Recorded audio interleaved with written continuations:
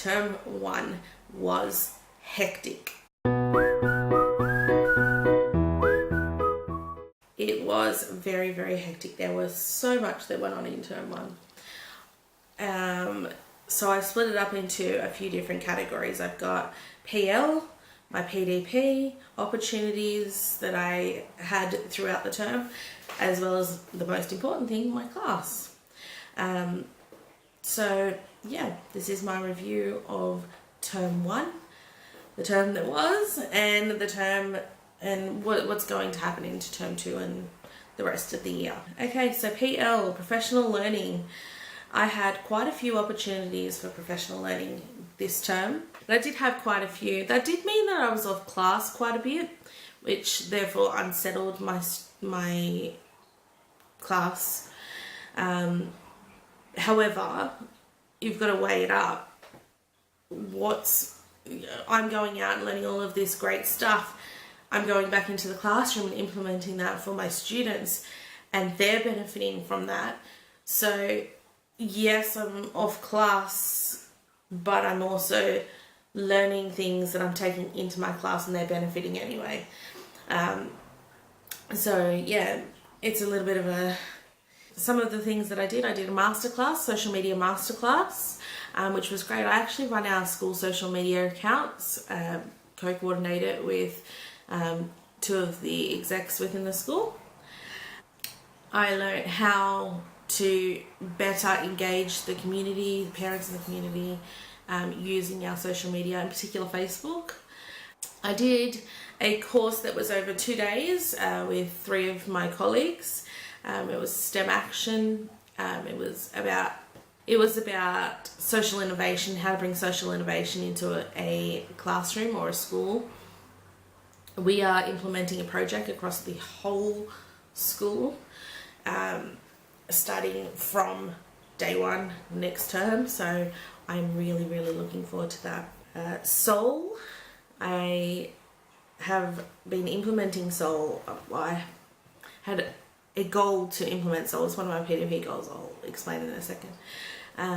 But the Soul is self-organised learning environments. We have a bit of a guru at our school, our principal. She was able to run a course for us on how to implement Soul, what Soul is, and all of that sort of stuff. So I had implemented it last year, but not to the capacity of what I can now that I've had that class, like that professional learning session. So I learnt a lot, and it's pretty cool. I would love to do another video just on Soul. I did an EALD progressions, English as an additional language or dialect. On the progressions, learning how to place students on emerging or consolidating or any of the progressions and progression phases, and how to best cater for them within my classrooms. I have a 70% EALD class, but it has been great to do that course and to learn all about how to better engage, better teach the EALD students within my class. DDA modules, as a school, we did the DDA modules, done DDA module 1, learning about the Disability Discrimination Act. And that was enlightening. There were some things that I didn't know before I did the course. PDP, which is Performance and Development Plan. So in New South Wales, as a teacher within New South Wales public schools, we need to do a performance and development plan. We call it our PDP. And with that, you set 3 to 5 goals. Most of them need to be centered around the school plan and what you can do for and with your school. But you can have some personal goals within that as well. Personal, professional goals. My 3 professional goals that I have set, we have our stage goal, which is to learn how to better implement Soul within our classroom, to improve the learning outcomes of our students. Permanency, I am currently a temporary teacher, and another one of my goals is to get permanency. That is a personal but still professional goal. And with that, I'm looking at doing things like applying for different positions, which I can talk about in my next opportunities part, applying for different positions and different courses that might help me improve my CV or my interview skills. And my third goal was to improve my leadership skills and start running some leadership courses, not leadership courses, but start running technology based, because I am a techie, technology based sort of leadership opportunities. So that is my performance and development plan. Opportunities. So I've had a lot of opportunities, which is why I think this term, sorry for that car, which is why I think this term has been so hectic. I have done so much and I am so grateful for every opportunity that I've had. I received a closed merit, a message for closed merit, so to apply for positions in New South Wales. I don't know whether it's like that in the rest of Australia. To apply for positions, you can apply for advertised positions, or sometimes if your codes match what a school is looking for. For instance, I am early childhood trained, and I believe that's why my codes matched this particular position. Early childhood trained, plus I've got sporting qualifications and things like that. My codes matched another school, so I received a message to apply, and not everyone was able to apply for this message. It's kind of like an internal sort of thing, and I think there's 5 to 10 people that get those messages. So I had applied for a position. I got through to the interview stage, which was my first ever interview, which was amazing. I didn't get the position. However, I have that experience now. I know I'm not scared of what a panel is going to look like. I know how to, or I know what I need to work on when it comes to interviews. So I'm really looking forward to the possibility of more. And I'm able to get feedback on what I can improve. So yeah, that's going to be great. I feel like I'm overselling things right now, but that, like, it's pretty big. You know that one of my goals is to become permanent within the New South Wales public school system. So that was a pretty big step towards it. And in fact, I had my PDP meeting with my supervisor on the Monday, I think it was. No, it was a Wednesday. It was a Wednesday. I had my meeting with my supervisor on the Wednesday. And on the Thursday, I got a phone call saying, come in for an interview. It's kind of like, am I going to achieve my goal like that? I didn't, but I'm grateful for the opportunity. Coordinating our school performing arts, not our school, sorry, our community performing arts festival.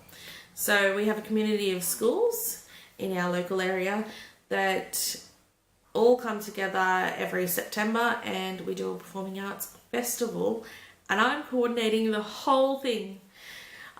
So yeah, I'm a bit but not everyone gets this opportunity. It is something that I love. I love being involved in performing arts. It does mean that I have to let my choir go, and I was running dance or leading dance at the start of this year. I've had to let that go because when it comes to the performance time, I won't be able to be there with them. I will be everywhere. So yeah, that's a big thing and probably going to be a source of stress over time, but at the same time be one of the most amazing things that I will be able to do in my life. So looking forward to it. I teach kindy on a Friday. That's different.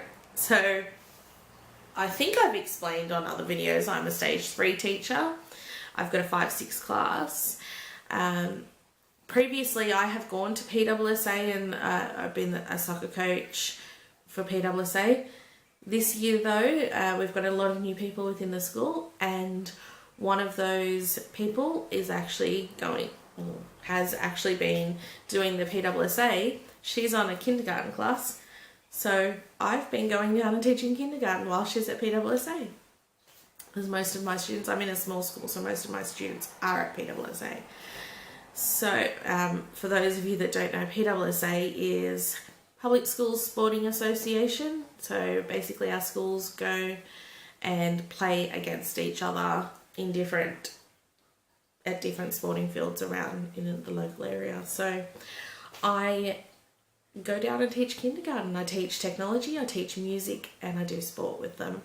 And it is awesome, but it is a big jump to go even in one day. My Fridays are kindy until 12:30, and then I go back to my class.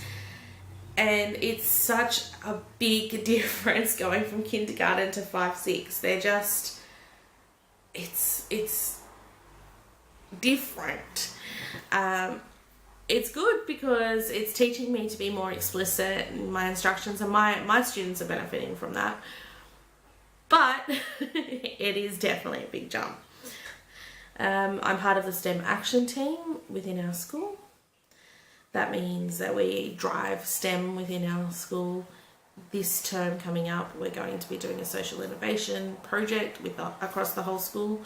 So, and we're running a PL session about that. I probably will talk about in my future, what's going to happen in the future part of this video. But yes, as part of the STEM action team, I've actually applied for a grant, and that's something that was new to me.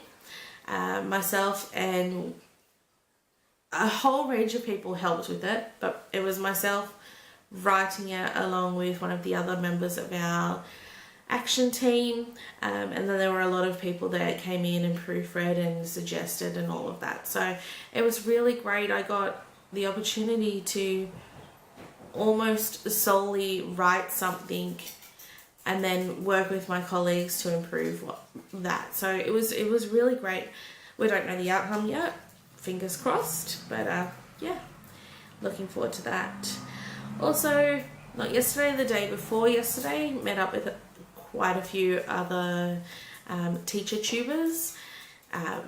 Look in my links below, somewhere down there. I will link them all because they are amazing and you need to check out their channels.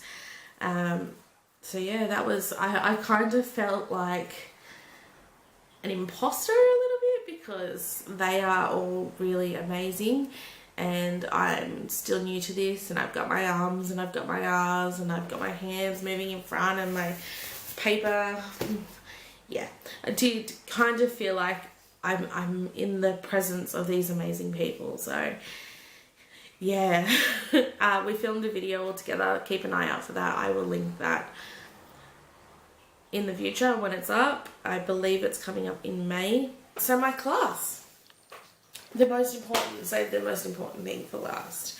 My class settled in really quickly. They are so different from last year. I do have some of my students from last year. My year 5s and now year 6s. I think I've got 4 students that I had last year, and I've got 24 students in my class.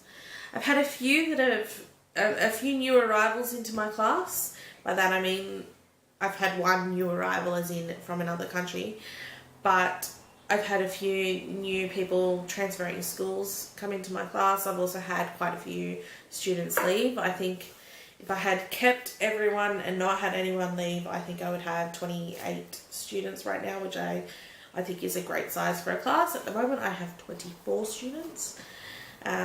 So yeah, we've had a very in and out kind of thing with a lot of our students in my class.